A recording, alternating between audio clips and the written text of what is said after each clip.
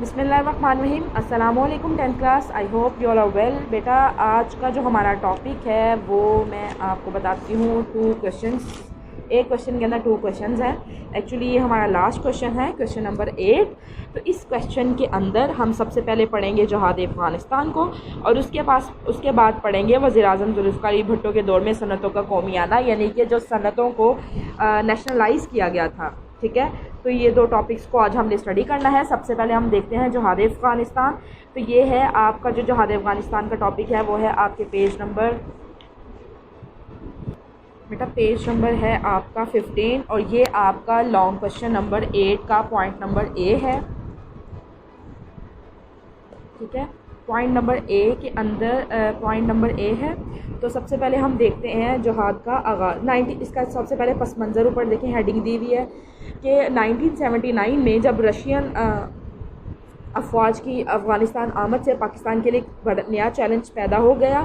General محمد ضیاء الحق نے بڑے اعتماد اور حوصلے کے ساتھ 2 ٹوک پالیسی اپنائی اور روسی افواج کی مداخلت کے خلاف ڈٹ گئے. اب بیٹا سب سے پہلے میں آپ کو بتاتی چلوں کہ جو ایشیا ریجن ہے نا, اس کے اندر, ٹھیک ہے, جیسے مطلب یہ ایک بلاک ہے. اب یہاں پہ ہمارا افغانستان ہے, یہاں پہ انڈیا ہے, یہاں پہ ایران ہے. ٹھیک ہے, افغانستان, انڈیا, ایران.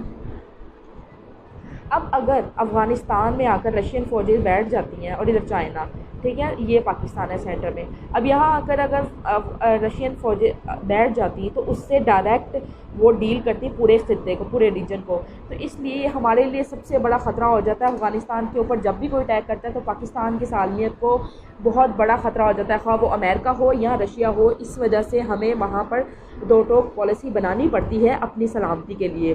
تو سب سے پہلے ہم دیکھتے ہیں جہاد افغانستان. ہم ٹاپک پا رہے ہیں. تو جہاد کا آغاز کیسے ہوا تھا؟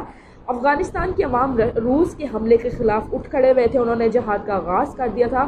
تو حکومت پاکستان کی اخلاقی مدد کی وجہ سے جو افغان مجاہدین تھے ان کے حوصلے بہت زیادہ بلند ہو گئے تھے. ان کو ایک تسلی مل گئی تھی کہ ایک وقت کی جو اچھی طاقت ہے وہ ہمارے ساتھ ہے, یعنی پاکستانی عوام, پاکستانی افواج ان کے ساتھ کھڑی تھی. یہ ان کے لیے بہت بڑے حوصلے کی بات تھی. تو مجاہدین نے ہر محاذ پر روسی افواج کو عبرتناک شکست دی, اور 1986 تک رشیا بالکل مایوس اور بے بس ہو چکا تھا. تاہم پھر بھی جہاد جاری رکھا تھا, اور جب اسے شکست صاف نظر آنے لگی تو اسے اپنی جان بچانے کے لالے پڑ گئے تھے, جیسے 1999 میں امریکہ کو پڑے تھے. ٹھیک ہے, اب سب سے پہلے اس کے بعد تھا جنیوا معاہدہ. اب یہ پہلی ہیڈنگ ہے, اس کے بعد ہے جنیوا معاہدہ. تو اپریل 1988 میں امریکہ اور روس نے جنیوا میں ایک معاہدہ کیا. ٹھیک ہے, امریکہ اور روس نے, کیونکہ پاکستان نے بیچ میں آ کر ان دونوں سے یہ معاہدہ کروایا تھا. تو پاکستان کے وزیر اعظم محمد خان جنیجو بھی اس میں شریک ہوئے اور دستخط کیے. روس نے اپنی شکست کو تسلیم کر لیا, اور اس نے وعدے کے مطابق 15 فروری 1989 کو اپنی فوجیں افغانستان سے واپس بلا لی. تو اسی طرح جہاد افغانستان ختم ہو گیا. Is it clear? اب اس جہاد کے جو ہم نے ان کی ہیلپ کی, جو ہم نے ان کی حوصلہ افزائی کی, اس سے پاکستانی معاشرے پر کیا اثرات پڑے تھے, وہ چھوٹی سی ہیڈنگ ہے کہ روس کے افغانستان پر حملے سے افغان مہاجرین کی ہجرت نے, بیٹا 1 لاکھ مہاجرین ہمارے بارڈرز پر کھڑے تھے جن کو ہم نے پناہ دی تھی. افغان مہاجرین کی ہجرت نے پاکستانی معاشرے پر بہت زیادہ اثرات مرتب کیے تھے. تقریباً 1 لاکھ نہیں, 30 لاکھ ہے.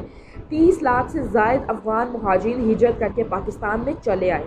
حکومت پاکستان نے اسلامی برادری کے احساس اور انسانی ہمدردی کے جذبے کے تحت ان مہاجرین کو اپنے ہاں پناہ دی تھی, جس کی وجہ سے ہمیں بعد میں بہت زیادہ مسائل کا سامنا بھی کرنا پڑا تھا.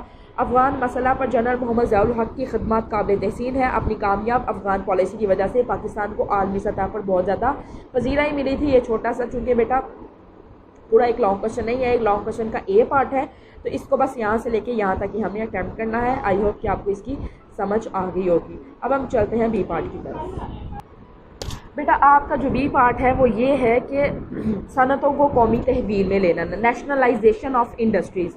اس سے مراد یہ ہے کہ جتنی پرائیویٹ انڈسٹریز ہوتی ہیں, بڑی بڑی انڈسٹریز, ان کو نیشنلائز کیا گیا. ٹھیک ہے, تو 1971 تک ملک کے 60% جو انڈسٹریل ہمارے پاس ایسٹس تھے, جو صنعتی اثاثے تھے, اور 80% انشورنس کا کاروبار صرف 22 خاندانوں کی ملکیت تھا. ٹھیک ہے, یعنی ملک کی آپ سمجھ لیں 50% اکانومی صرف 22 خاندانوں کی ملکیت تھی. تو 22 دسمبر 1971 کو بھٹو حکومت نے 22 سرمایہ دار یہ جو سرمایہ دار خاندان تھے ان کے پاسپورٹ ضبط کر لیے تھے. 19 کمپنیوں کو جاری کیے گئے 10 کروڑ سے زائد کے صنعتی لائسنس انہوں نے, کیونکہ یہ گورنمنٹ لائسنس جاری کرتی ہے تو 10 کروڑ کے جو لائسنس تھے وہ ان کو کینسل کر دیا.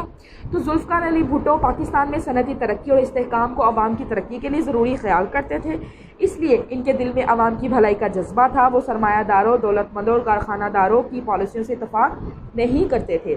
عوام کو ان کی ناانصافی سے نجات دلانے کے لیے ذوالفقار علی بھٹو نے 2 جنوری 1972 کو ایک آرڈیننس جاری کیا تھا جس کے تحت 10 بڑی صنعتوں کو انہوں نے نیشنلائز کیا, سرکاری کنٹرول میں لینے کا اعلان کیا تھا. اب وہ کون سی جن انڈسٹریز کو نیشنلائز کیا گیا تھا وہ یہ تھی کہ گاڑیوں کے جو اسپیئر پارٹس بنانے والی صنعت ہے اس کو, بھاری اور بنیادی کیمیکل کی صنعت کو, بنیادی ضروریت کا سامان بنانے کی صنعت کو, فولاد سازی اور لوہے کی صنعت کو, اس کے بعد ہے بھاری مشینری کی صنعت, پیٹرو کیمیکل کی صنعت, یہ یہاں پر پکچرز بھی ہے بیٹا آپ دیکھ سکتے ہیں, سیمنٹ کی صنعت, مفاد عامہ کی سروسز کے تحت آنے والی صنعت, ٹریکٹر پلانٹ تیار کرنے کی صنعت, بھاری سامان برائے بجلی کی صنعت. ان 10 انڈسٹریز کو بھٹو نے اپنے کنٹرول میں کر لیا تھا. اب صنعتی اصلاحات کے تحت 20 صنعتی اداروں کے ڈائریکٹر برطرف کر دیے, ان کی مینیجنگ ایجنسیاں بھی ختم کر دی گئی تھیں. ہر صنعتی ادارے کے انتظامی امور کو چلانے کے لیے علیحدہ مینیجنگ ڈائریکٹر مقرر کیا گیا گورنمنٹ کی جانب سے. پھر 16 جنوری 1972 کو ملکی مفاد کے تحت مزید 11 صنعتی ادارے, یعنی یہ تو پہلی ٹرم میں انہوں نے 10 لیے تھے اور نیکسٹ اگین 11 صنعتی ادارے قومی تحویل میں لے گئے. تو بھٹو حکومت کے درج بالا اقدامات سے پاکستان میں صنعتی ترقی اور اقتصادی استحکام پیدا ہوا تھا. آئی ہوپ کہ آپ کو اس کی سمجھ آئی ہوگی. ٹھیک ہے, اللہ حافظ.